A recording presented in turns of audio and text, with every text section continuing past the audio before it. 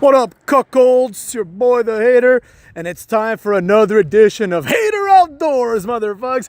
I don't want to make this a thing, but it's been really nice out these last few days.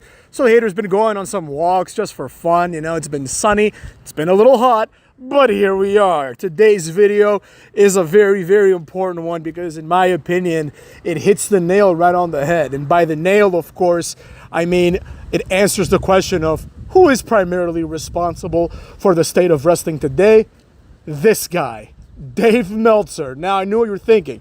Hater, it's not him, it's the fans. Well, in this video, even though this is a 25 reasons video, I think I'm going to argue and illustrate why the fans are pretty much beholden to Dave Meltzer. So without further ado, cucks, since we got a little bit of heat going on here, let's get started. Reason number one, the star system is stupid. Now, the system in and of itself is perfectly fine.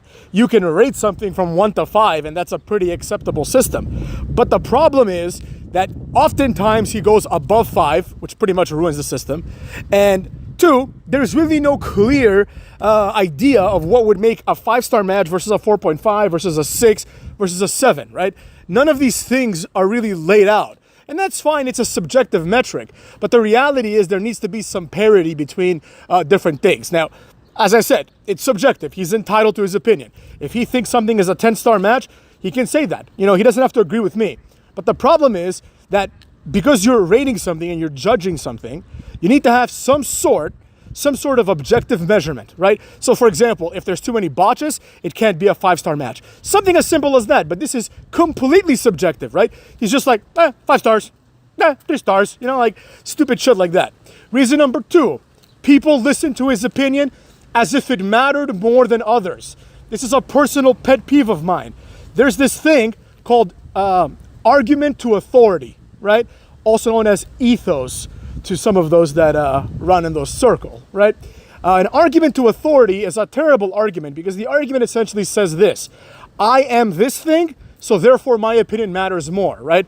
So for example, let's say you talk to a mathematician, a math PhD, and he tells you 1 + 1 is 8, right? And you're like, no, 1 + 1 is 2, right? And he says, what do you know? You're just some jobber. I'm a math PhD. Well, it doesn't matter, motherfucks. He can have 10 PhDs. The reality is that 1 + 1 is still 2. And Dave Meltzer is treated as if his opinion somehow is more valid than anybody else's. At worst, his opinion is complete shit. And at best, it's just subjective, right? So if he says, oh, 5 stars and I think it's 1 star, his opinion is not better than mine. Oh, he's watched more wrestling. So what? You don't need to watch a lot of wrestling to understand something, right? It's the same thing with like food critics or movie critics. It's like, what, my opinion doesn't matter? You know, I highly recommend the movie Critic. I think it's either Critic or Heckler. I think it's called Heckler. It should be on Netflix with Jamie Kennedy. It's a documentary. It's really cool. Anyways, let's get to it. Reason number 3, he cannot justify his star system, right? Recently, he's been asked about this with people like Chris Van Vliet, but the reality is he has no justification. He pretty much, in the Van Vliet interview, I'm going to use that as the focus here, he pretty much says, well, some matches are good, but they're 4 stars. 4.5 is just as good as 5. No, it isn't, cuck. No, it isn't, because 5 used to imply perfection. This is a perfect match. I wouldn't change anything, right? But now we have 7-star matches, which means those 5-star matches could have been better, it turns out, all along, right? And tomorrow we might have an 8-star match. He cannot justify it. He cannot defend it, right? Because there are inconsistencies there that not only are pointed out by the majority of wrestling fans and people in the wrestling community, if you will, but they're also pointed out by him. Right, like if you were to ask Dave Meltzer, who's a better wrestler, The Undertaker or Andrade, right? Like absolutely no way in hell he would say Andrade, right? But yet, here we are. You know what I'm saying? The star system says otherwise, because that's what we're judging it on. So there you have it, cucks. Reason number 4, he has led people, largely the fans, but others as well, to think that indie wrestling is important. Indie wrestling is boring. Indie wrestling is unimportant. Now, of course, once in a while, indie wrestling will produce a good match, a good storyline. There's no doubt about it. And indie wrestling is necessary in many ways because it provides an opportunity for wrestlers to have jobs when the WWE and I guess now AEW don't want them, right? It gives them that opportunity. In my personal opinion, anything that's not WWE, I just lump it with indie wrestling. You know what I mean? I don't have time to make these meaningless distinctions. Oh, New Japan's not indie. Yeah, it is. It's not WWE, and it's independent of WWE. So there you have it, cucks. You know what I'm saying? But he has pretty much made it so that people, the average fan now, believes that indie wrestling is where the real wrestling happens, right? You know, you hear that a lot. You hear like, oh, this is real wrestling. ROH is real wrestling. They respect the sport. Oh, Austria Wrestling Entertainment is real wrestling. Like, shut the fuck up, you know what I mean? Like, and he's responsible for that. And these fans, as a result, which we call the neckbeards have pretty much leached onto this opinion, and they've, kudos to them, I'll be honest. They've pretty much manipulated the few casual fans that are remaining, the majority of them, they've manipulated them into thinking, basically, that their opinion is more important than that of the casual fans, right? This is part of that whole, whatever, casual movement that you see in a lot of, fandoms. But I blame a large part of that to Dave Meltzer, cucks. Reason number 5, he's a mark, motherfucks. He's a mark, and I don't like marks. Reason number 6, he is the primary reason why the wrestling fan base has changed. So not only did he lead them somewhere, but he fundamentally changed the wrestling fan base, right? By talking about what's good and what's not, people are like, most people are like, oh, this is shit, I'm not gonna watch anymore. But Dave Meltzer was like, oh, well, no, it's not shit, because this other thing is really good.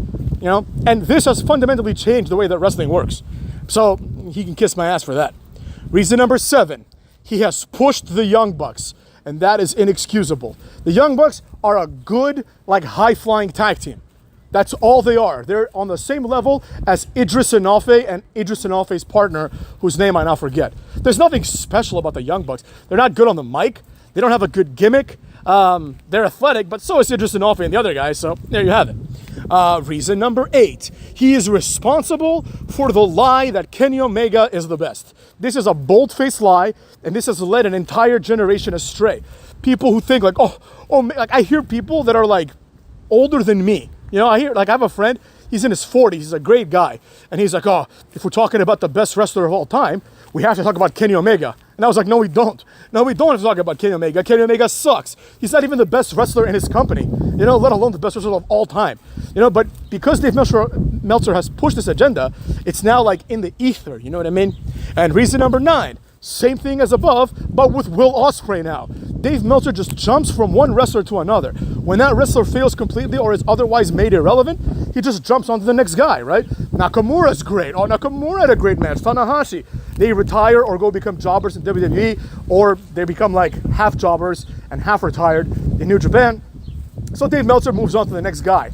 And he doesn't even know which guy is next, really, right? Like, I remember one time, I'll never forget it. I was listening to some Dave Meltzer clip, and he was saying how, like, Oka, there's a guy called Oka, or Oda, or whatever, in New Japan. He's the guy, like, who's bald.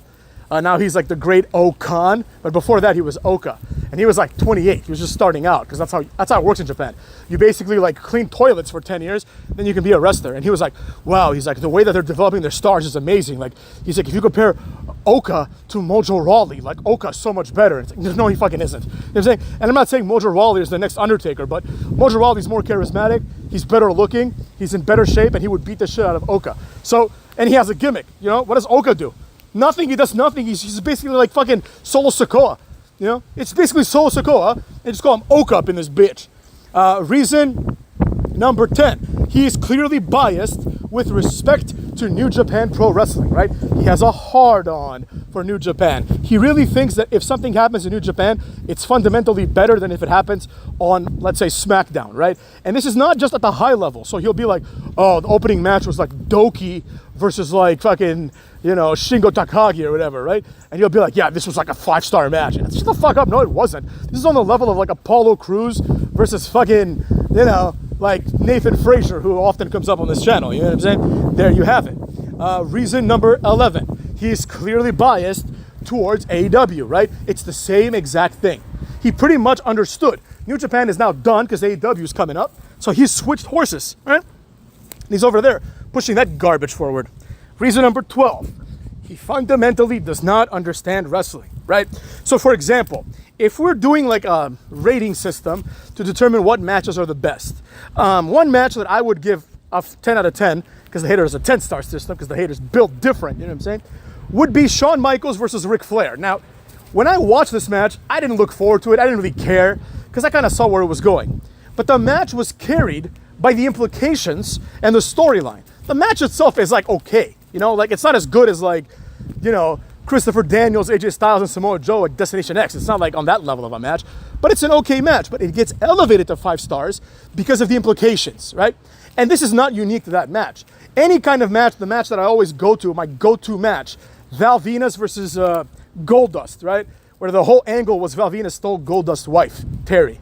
You know, to me, that's a 5-star match because I acknowledge that the important part there is not the match itself. The important part is the things that surround the match. The match is the payoff. Now, the match has to work in hybrid, in tandem, if you will, with the storyline, right? So as I've said many times, that match ends with Goldust punting, basically, Val Venus right in his sack and, you know, pinning him right then and there, right?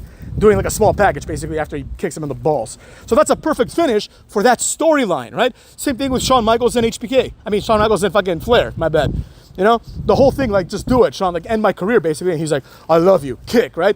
It's a little hacky, I will admit, but the finishing sequence is relevant to the storyline. It's not just, oh, you know, we had this big buildup, and the match is going to turn on whether Pac can hit the Black Arrow or not. That's how every Pac match ends. He either hits the Black Arrow and wins, or he misses the Black Arrow and takes the finisher and loses, right? So it's like, you can never have a compelling feud with someone like Pac. Anyways, let's continue. Reason number 13, he is boring, motherfucks. When you hear him talk, you want to put yourself to sleep. Reason 14, he has that Brian Alvarez guy, and that guy sucks too. Reason 15, he says that Undertaker has never had a 5-star match, which is complete horseshit. I alluded to this earlier, but the reality is that if you're going to be considered one of the best of all time, it can't just be because you stick your tongue out and roll your eyes back, right? You have to be able to back this up in your craft. And that's where the incongruity comes, right? Because it's not like Dave Meltzer thinks that Undertaker can't. He knows that Undertaker is good at what he does, but he refuses to acknowledge this by giving him a 5-star match. This is obviously because he was biased towards WWE, and he doesn't want to give them a 5-star match because maybe that year there weren't enough 5-star matches in like All Japan or AAA or whatever, right? So that's how that went down. But that was obviously the best match of the year. It's one of the best matches of all time. TLC 1 and 2, which pioneered things, those are not 5-star matches? Are you kidding me? Triple H and Mick Foley, the Hell in a Cell, the one at Royal Rumble, these are not 5-star matches? Then what the fuck is a 5-star match? Oh, that's right. Johnny Gargano versus Adam Cole. Are you fucking kidding me? A match that's completely meaningless. It's 2 jobbers. Nobody cares at all about that match. Like 5 people watched it. Anyways, it is what it is. Reason number 16. He says the same thing about Kurt Angle. According to him, Kurt Angle didn't have a 5-star match. Kurt Angle has had like more 5-star matches in his career than the entirety of AEW combined. Like you mean to tell me I've never seen a better match than Kurt Angle versus Shawn Michaels? Never, not once in my life. Everything, the entire build-up, the entire match, the whole situation where it's like Shawn Michaels can get it done, even though Kurt Angle is like superior to him because he's a real athlete. But Kurt Angle not letting go of the ankle, right? And Shawn Michaels not tapping out until the very end, but eventually succumbing to it. The whole match was perfect. But Dave Meltzer doesn't think so. You know, it's complete bullshit, right? Reason number 17, he says that other wrestlers haven't had 5-star matches. I wasn't going to list all of them as their own reasons. I stuck with Taker and Angle because those are probably the most unforgivable. But according to him, Triple H hasn't had one. According to him, Jeff Hardy hasn't had one. Like I said, according to him, the TLC is not a 5-star match. Have you lost your mind? You know what I'm saying? It's like one of the best matches of all time, right? Like in 10 years, people will be talking about TLC. And right now, if you said to someone, hey, remember Johnny Gargano versus like Adam Cole or Andrade, they'd be like, no, I don't remember. What was this, like some dark match? I don't think I saw it at all. So there you have it. Reason 19, he is often wrong about his predictions. You know, he predicts a lot of things, ends up being wrong, and he's like, oh, they must have changed plans. Yeah, or you're just guessing wrong and you're pretending someone told you. Reason number 20, cool wrestlers don't like him. Cool wrestlers think he's a mark. And he'll be like, oh, this person wasn't good. Like, shut up. Like, of course they were. Like, Kevin Nash is not good? Fuck out of here. Reason number 21. He's a dork, motherfuckers. He's a dork. He's obviously a nerd. Reason 22. The awards that his newsletter gives are annoying. Like, he gave, like, Best Gimmick Award to Matt Hardy version 1, which was cool, but that's not the best gimmick. That's not even a gimmick. It's just Matt Hardy coming out and saying version 1. He didn't change his behavior. Anyways, then afterwards, I think he gave one to Bray Wyatt when he rebranded himself as The Fiend. How is this a good gimmick? How? You know, a lot of people get surprised. They're like, I can't believe they dropped the ball with Bray Wyatt. What are you talking about? He became a champion and nothing happened because he's boring. What are you going to do with Bray Wyatt? He's just a monster character. He's basically Omos. You know, like, that's another thing that pisses me off. People, like, they lack the critical thinking skills to make these comparisons. You know, they look at Bray Wyatt and they're like, this guy's amazing. How is he any different from Omos? Explain to me. He wears a mask? Because it's the same exact character. The character is, oh my God, how are they going to beat up this guy? He's different. The way that they're different is completely immaterial. The way that they're different is irrelevant, because the way they're different is Omos is different because he's big and he has actual natural gifts, and Bray Wyatt is big because we said so. It's not good enough, Cucks. Reason number 23, he treats wrestling like it's real. I mean, I don't have to say anything more to that. That just speaks for itself. Reason 24, it is unclear what his opinions hinge on, right? So he'll straight up just go there and be like, Oka's good and this guy's bad, but not only will he not explain it, he can't explain it, right? He literally arbitrarily chooses wrestlers that he likes and wrestlers that he doesn't, which is fine, but then implies that these wrestlers are also the best ones.